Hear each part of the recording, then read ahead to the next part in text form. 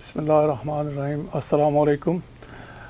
جناب ناصر محمود, روزنامہ national courier, Karachi. پچھلی دفعہ ہم نے پچھلے ویڈیو میں کے الیکٹرک اور نیپرا کے حوالے سے کچھ گزارشات کی تھی, اور یہ ہمارے دوست ہیں جناب انیل ممتاز صاحب, ان کے آپ نے جوابات سنے. ان میں جیسا کہ آپ کو یاد ہوگا کہ ان کے گھر کی بجلی کاٹ دی ہوئی ہے کہ الیکٹرک والوں نے, اور نیپرا باقی متصب صدر پاکستان عارف علوی تک جو ہیں وہ اس کو بحال نہیں کروا سکے اب تک. اب امید یہ ہے کہ نئی حکومت بنی ہے, نئے وزیر اچھا ان کا کہنا یہ ہے کہ بھائی تمہاری بجلی تو وزیر اعظم بھی بحال نہیں کرا سکتے, لہٰذا اب امید تو ہے کہ نئے وزیر اعظم آئے ہیں تو ان سے توقع رکھی جا سکتی کہ شاید ان کی مشکل آسان ہو جائے.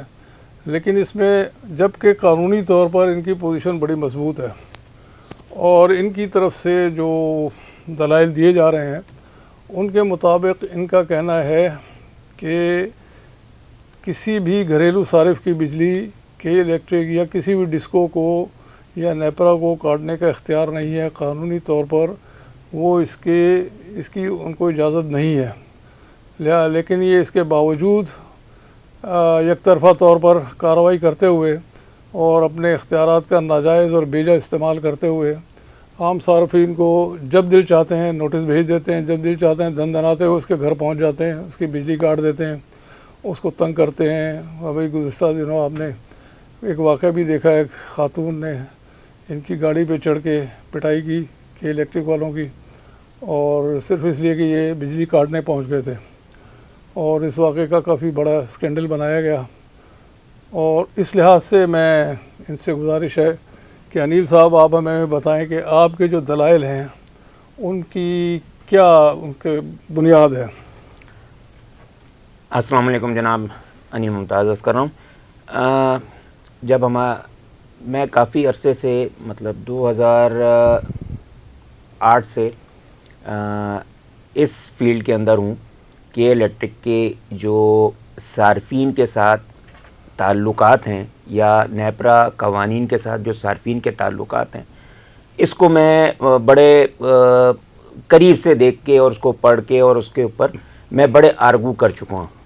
اور تقریباً سارے آرگو میں جتنے بھی کیسز میں نے ابھی تک کیے ہیں سب میں کہ الیکٹرک کو شکست فاس کا سامنا کرنا پڑا ہے.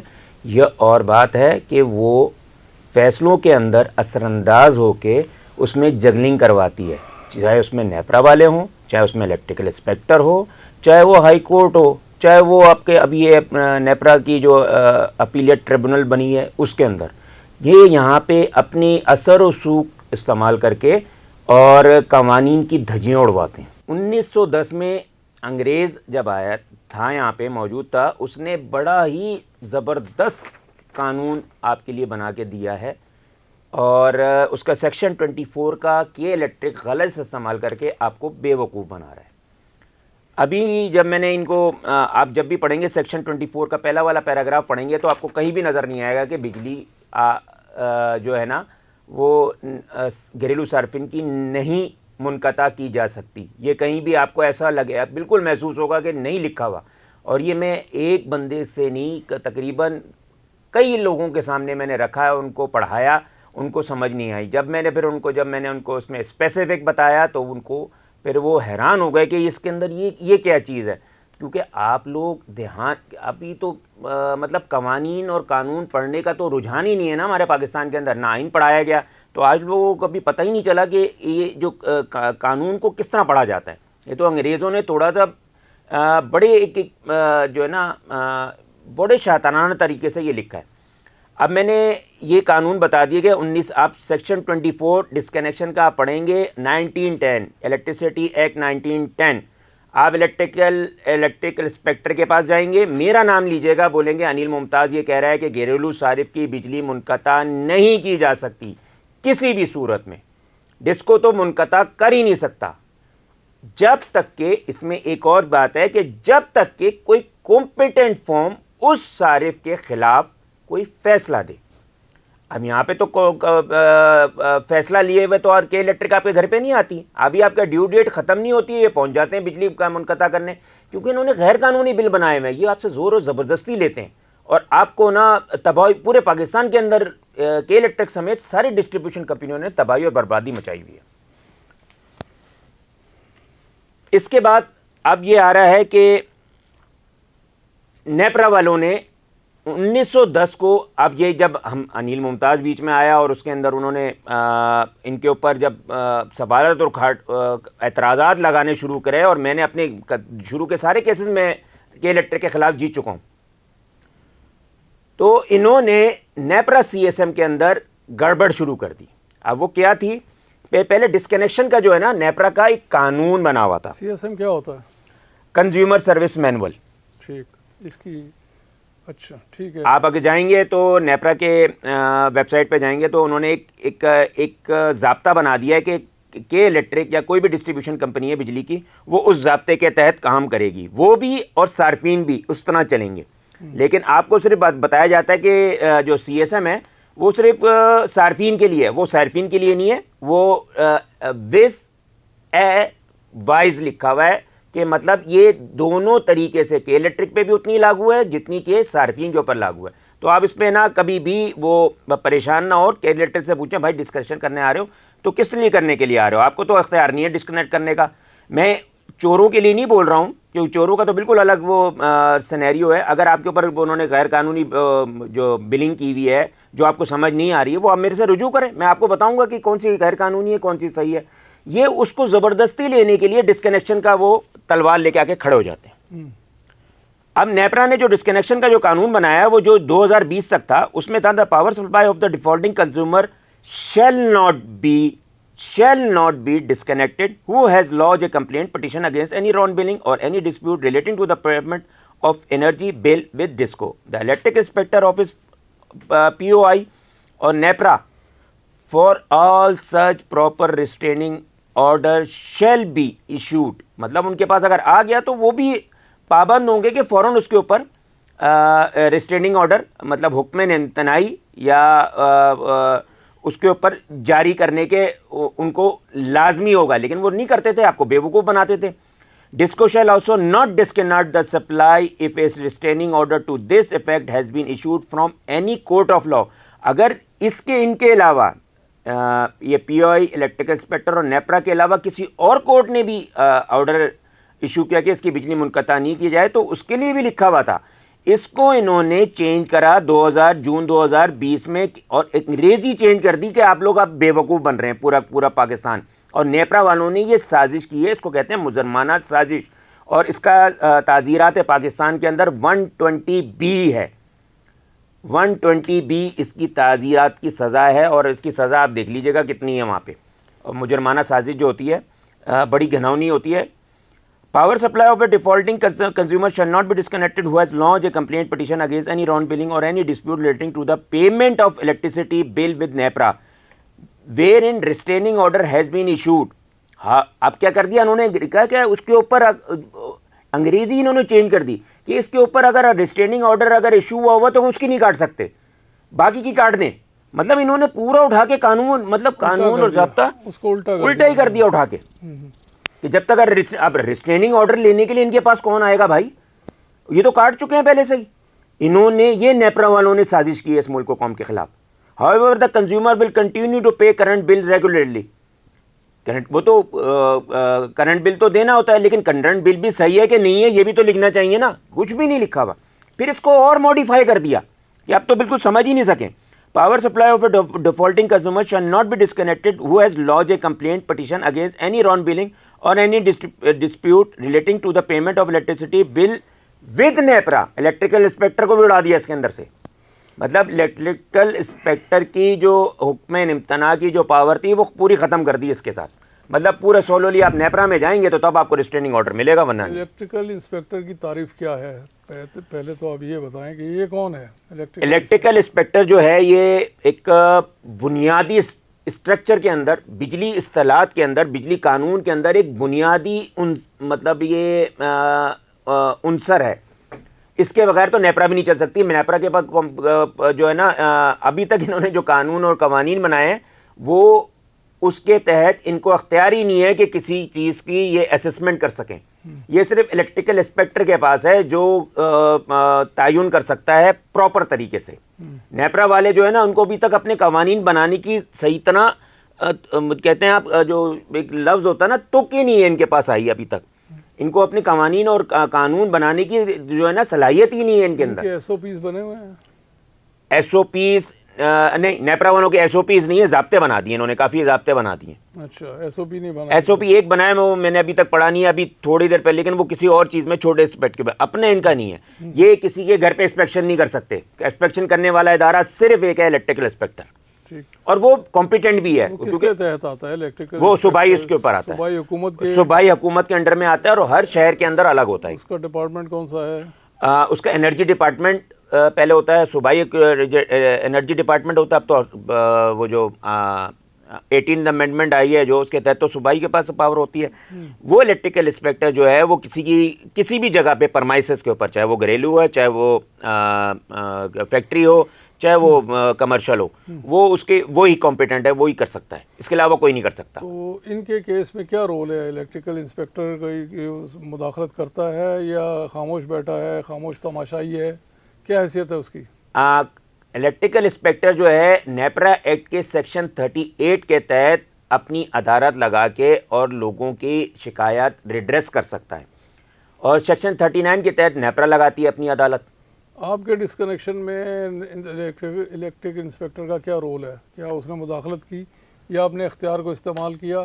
الیکٹریکل انسپیکٹر تو میرے والے میں تو ایک تو ہے کہ میرا 2009 سے اور ایک 2011 اور ایک 2012 ان کے پاس کیس پینڈنگ پڑا ہوا ہے, اس کا فیصلہ نہیں دے رہے, جس کی بنیاد کے اوپر یہ کہ الیکٹرک اب جو ہے نا اب مطلب یہ ایگزاسٹ ہو چکی ہے, تو انہوں نے یہ کاروائی کی. انہوں نے کون فیصلہ نہیں دے رہے؟ وہ الیکٹریکل انسپیکٹر ریجن 1 ہاشم راہو پوٹو صاحب, جو آج تک تقریباً 2009 سے اس سیٹ پہ براجمان ہے. اچھا. اور نہ ان کو اپنی ٹرانسفر سے کوئی لگاؤ ہے, نہ ان کو اپنی پرموشن سے کوئی دلچسپی ہے. ان کی سروس باقی ہے یا ریٹائر؟ ابھی ریٹائر نہیں ہے, اور ماشاءاللہ سے یہ اپنے دوسرے دھندوں میں اتنے مصروف ہیں. یہ تاحیات انسپیکٹر اپوائنٹ کیے گئے ہیں؟ لگتا ایسا ہی ہے. ان کو مطلب لکھ کے دیا گیا 2009 سے آج تک دونوں جو ریجن 1 اور ریجن 2 کے جو انسپیکٹر ہیں وہ دونوں اب یہ مطلب اپنی ٹرانسفر پوسٹنگ سے جو ہے نا, ٹرانسفر پوسٹنگ اور اپ گریڈیشن سے لال تعلق ہے, ان کو اس سے کوئی غرض نہیں ہے. وہ تو محکمہ کرتا ہے نا, یہ اپنی مرضی سے تو نہیں کر سکتے. محکمے نے آج تک کیوں نہیں کیا؟ تو یہی مقصد ہے کہ محکمے نے کبھی ان کو نہیں آگے پیچھے کیا. یہ تو ایجنسی کو اٹھانا چاہیے نا, یہ تو ایف آئی اے کو اٹھانا چاہیے, اینٹی کرپشن کو اٹھانا چاہیے, پولیس کو اٹھانا چاہیے کہ بھائی ایک بندہ کتنے دن سے براجمان ہوا ہے, کیوں ہوا ہے, ان کو کیا لگا ہوا اس سیٹ کے اوپر. کتنے سال سے اس سیٹ پر ہیں یہ؟ 2009 سے ہیں دونوں. کتنے سال ہو گئے؟ 9 اور 1 10 15 سال ہو رہے ہیں. جی. اچھا, 15واں سال. 15واں سال ہے. ان کو پروموشن سے بھی کوئی لگاؤ نہیں ہے. آپ اندازہ کر لیں اس کا کہ اس سیٹ کے اندر کتنی مطلب وہ 4 میں ہے کہ وہ یہ ہٹ ہی نہیں رہے یہاں سے. پروموشن لیٹر تو ایشو ہوئے ہوں گے نا ان کو, تو آج تک نکلے کیوں نہیں؟ ان کا گریڈ کون سا ہے؟ ان کا گریڈ 18 ہے. اچھا, اور 15 سال سے ایک ہی گریڈ میں ہے. اب گریڈ کا مجھے نہیں پتا اس میں بڑھا ہے کیا, وہ نہیں بڑھا ان کا, لیکن یہ ہے کہ اگر گریڈ بڑھے گا تو ان کو لازمی سیٹ بوڑھنی پڑے گی. صحیح ہے. مطلب آپ کو ڈپٹی سیکرٹری بننا پڑے گا. تو اس کا مطلب یہ ہے کہ مل کے کھیل رہے ہیں. مل کے کھیل نہیں رہے, ملک کو قوم کے خلاف سازشیں کر رہے ہیں. کھیل الگ چیز ہوتی ہے, ملک و قوم کے خلاف سازشیں کر رہے ہیں, اور وہ بھی مجرمانہ 120B. بھائی سازش کا ان کو کوئی فائدہ ہوگا تو کر رہے ہیں نا, کس لیے کر رہے ہیں؟ تو سازش تو کری جاتی کسی فائدے کے لیے کرتے ہیں نا, مفاد کے لیے کی جاتی ہے سازش تو آپ وہ لیں گے تب جا کے یہ پھنسیں گے نا, وہ تو کھیل تو بچ جاتے ہیں. یہ تو سازش آپ کو PPC کے آپ کو بتانے پڑیں گے. یہ لوگ غلط فیصلے دے رہے ہیں. یہ میری بجلی تو ان کو فوراً انٹروین کرنا چاہیے یار کو, بھائی کہ یہ تم گھریلو صارف کی بجلی میرے, جب میں نے اپنا یہ سارا کیس سامنے رکھا تو 3,26,000 روپے میں نے اضافی دیے ہوئے. مزے کی بات یہ ہے. الیکٹریسٹی ایکٹ جو ہے وہ انسپیکٹر کے اس میں نہیں آتا, اختیار میں نہیں آتا, یہ جس کا آپ حوالہ دے رہے ہیں یہ اسی کے اختیار میں ہے. سب سے زیادہ فیصلے وہ اسی پہ کرتا ہے. اگر وہ آپ جاؤ گے ان کے پاس, ان کے ڈومین میں جاؤ گے, اسٹیبلشمنٹ آرڈر کے تحت جاؤ گے ان کے, جس کے تحت وہ فیصلے کر رہا ہوتا ہے, تو وہ اس نیپرا ایکٹ پہ نہیں آئے گا, وہ 1910 کے حساب سے فیصلہ دے گا. آپ نے اس کو کمپلینٹ کی کوئی الیکٹرک انسپیکٹر کو؟ میری پڑھی ہوئی ہے, وہاں پہ موجود ہے. اس کے ہاں وہاں پہ اس نے ریسٹریٹنگ آرڈر دی ہوئی ہے کہ اس کی بجلی منقطع نہیں کر سکتی, انہوں نے کاٹ دیا. اچھا اس کا یہ ڈبل ہوا ہے. ابھی یہ پورا کیس اٹھے گا. اور ریسٹریٹنگ آرڈر اس وقت وہ فیلڈ کے اندر موجود ہے, انہوں نے پھر بجلی کاٹ دیا. پھر بھی کاٹ دیا, یہ تو وائلیشن ہوا. یہ وائلیشن ہے نا. اس پہ ان کے محکمے نے کوئی کارروائی کی؟ کوئی کارروائی نہیں کر رہی. بیٹھے حاشے مارا ہو پوٹو صاحب, اپنے دفتر ہی نہیں آتے بھائی. کہاں جاتے ہیں؟ وہ ان سے پوچھے نا, دفتر والوں سے پوچھے کہاں رہتے ہیں, یہ دفتر ہی نہیں آتے. تو کام کیسے چل رہا ہے ان کے دفتر؟ بس وہ دفتر والے چلا رہے ہیں, بس گھر پہ جاتے ہیں یا وہ آفس میں بیٹھ کے کہیں سے سائن کروا لیتے ہیں. یہ تو نیا انکشاف ہے. جی ہاں.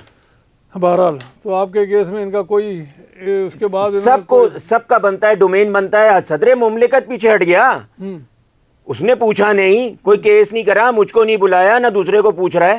یہ سب سے بڑی بات ہے. اب کیا سمجھتے ہیں وزیر اعظم جو نئے آئے ہیں, وہ ان سے کوئی آپ کو توقع ہے؟ پہلے تو یہ ہے کہ وہ وزیر اعظم صاحب کس طرح آئے ہیں سب کو پتہ ہے.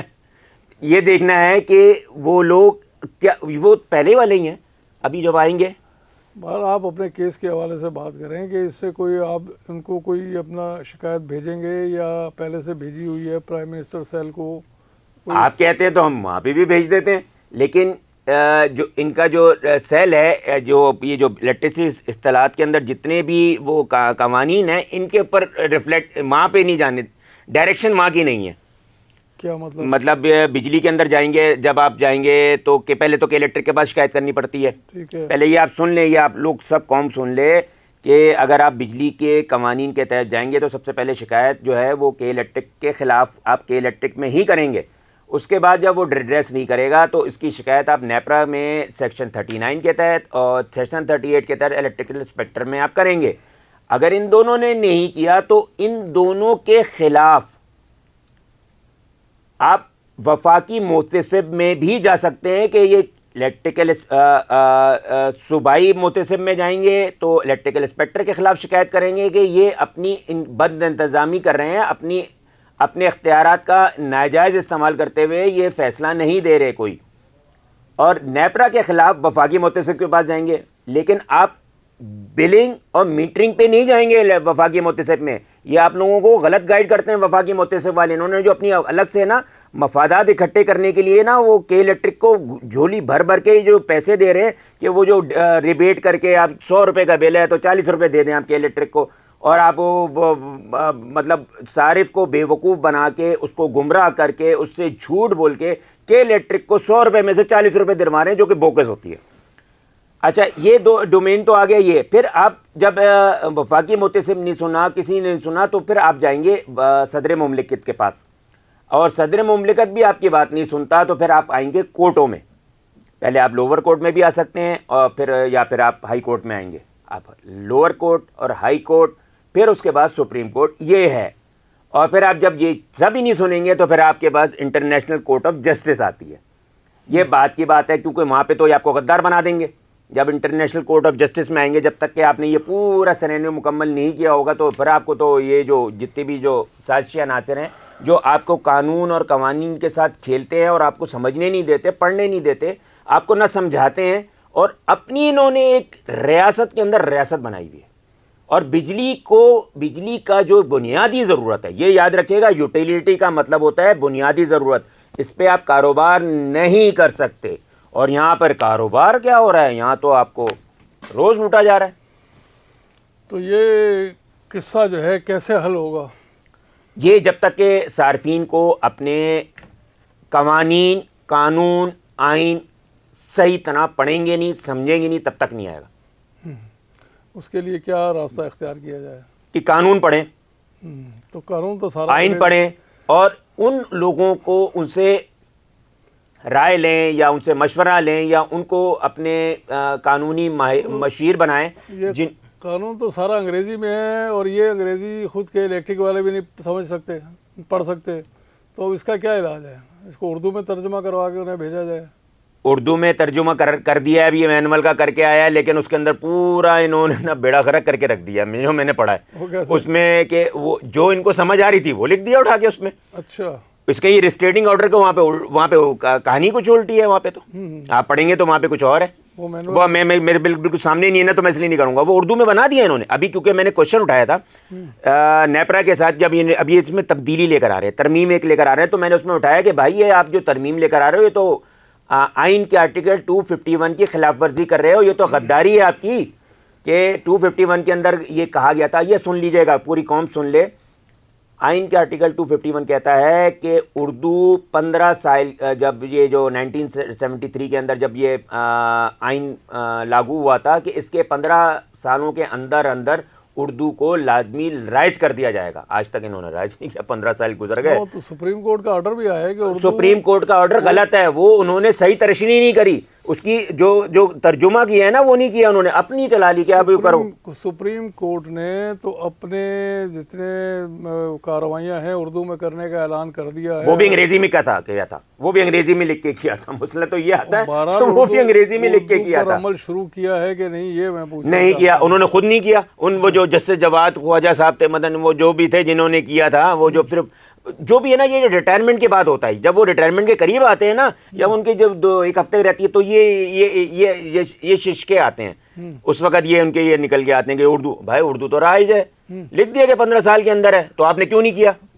تو بات یہ ہے کہ اس پہ اب عمل درآمد کیسے ہو؟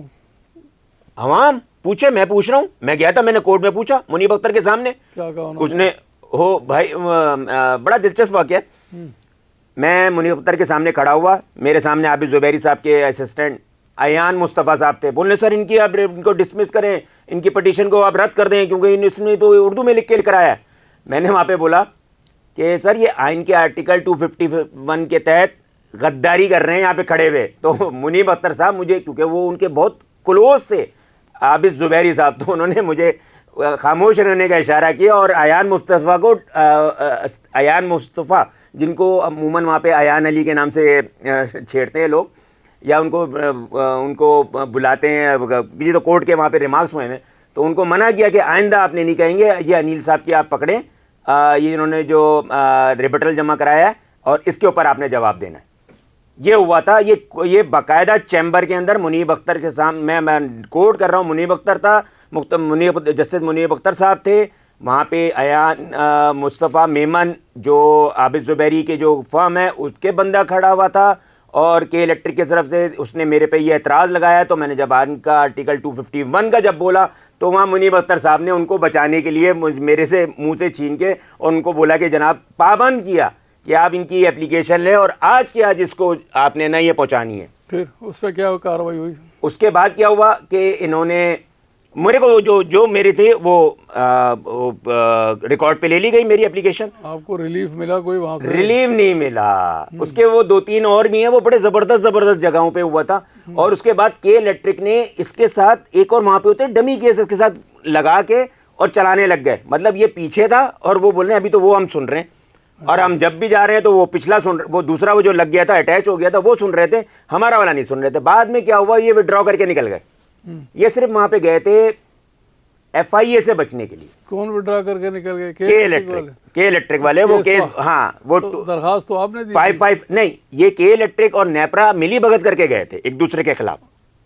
میں اس میں انٹروین کرنے کے لیے گیا تھا کہ سر اس کے اندر انہوں نے 28 ارب روپے کی ڈکیتی ماری ہے, اور یہ دونوں ایف آئی اے سے بچنے کے لیے یہ ڈمی کیس لے کر آئے ہیں ادھر.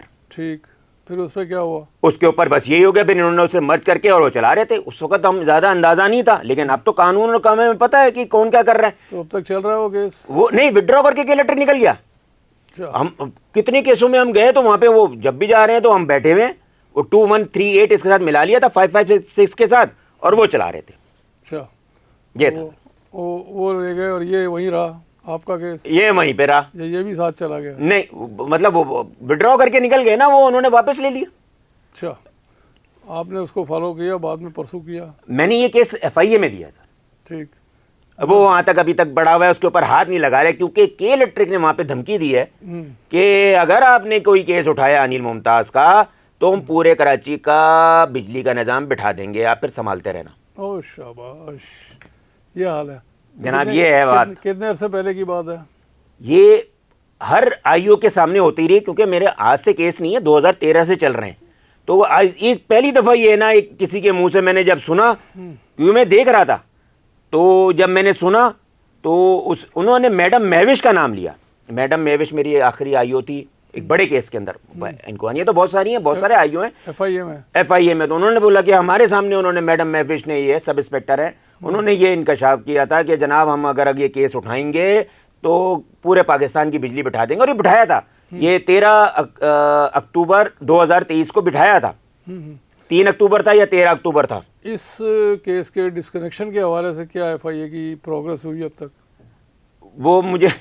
وہ آئی او صاحب فارغ ہی نہیں ہے۔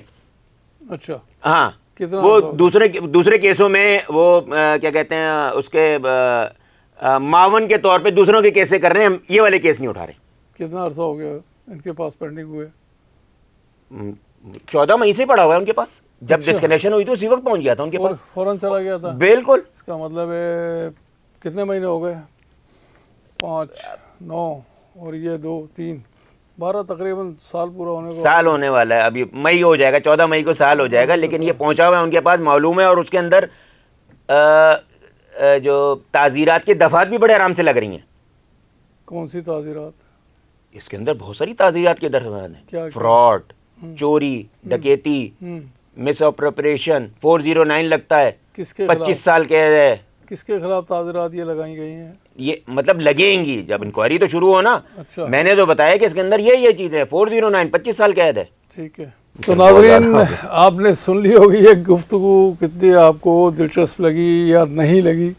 بہرحال ایک عام شہری جو ہے، ایک باعزت شہری، اس کے ساتھ جو سلوک ہو رہا ہے ان حالات میں، آج کے حالات حاضرہ کا تازہ ترین یہ جو ہے واقعہ، اور یہ کوئی ماضی کی کہانی نہیں ہے، یہ آج کی کہانی ہے، اور ہمارے نظام مملکت ہے، نظام حکومت ہے، ہمارے قوانین ہیں، ہماری عدالتیں ہیں، ان سب کے حوالے سے ہمارے جو سرکاری ڈپارٹمنٹس ہیں، ہمارے جو افسران ہیں، انسپیکٹر صاحبان ہیں، ان سب کے حوالے سے کچھ نہ کچھ آپ کی معلومات میں اضافہ ہو گیا ہوگا، اور اگر اس میں کسی قسم کے شکوک و شبہات ہوں تو آپ اپنے کمنٹس میں لکھ سکتے ہیں، اور اس میں آپ سوالات اٹھا سکتے ہیں۔ اس کے لیے ہم بالکل حاضر ہیں آپ کی خدمت کے لیے، اور یہ اب آپ کے سامنے تصویر ایک پیش کی ہے کہ ایک شہری کے ساتھ جو ہو رہا، باقیوں کے کیس تو رفتہ رفتہ پھر آتے رہیں گے انشاءاللہ تعالی، لیکن پہلے اس کیس پر ذرا پوری قوم غور کر لے، اور ہماری حکومت کی مشینری غور کر لے کہ اس کے کارکردگی کیا ہے، اور ٹیکسوں کی بھرمار کرنے میں تو سارے ایک دوسرے سے آگے ہیں، اور اس بجلی کے استعمال پر کتنے ٹیکس ہیں؟ 1 درجن ہے یا کچھ کم ہے؟ اگر آپ کمرشل میں چلے جاؤ گے نا، تقریباً 6 سے 7 ٹیکسز ہیں وہاں پہ، 6 سے 7، اور بھاری بھرکم ٹیکسز ہیں، جس میں ٹی وی لائسنس فیس بھی شامل ہے، ابھی تک چلی آ رہی ہے۔ تو بہرحال یہ ہماری کارکردگی ہے، اور اس پہ ہم اس کو ختم کرتے ہیں اس آج کے ایپیسوڈ کو، اور انشاءاللہ اس کی مزید تفصیلات آپ کو اگلے ایپیسوڈ میں، اگلی قسط میں آپ کے گوش گزار کی جائیں گی۔ فی الحال اتنا ہی کافی ہے معلومات میں اضافے کے لیے۔ اللہ حافظ۔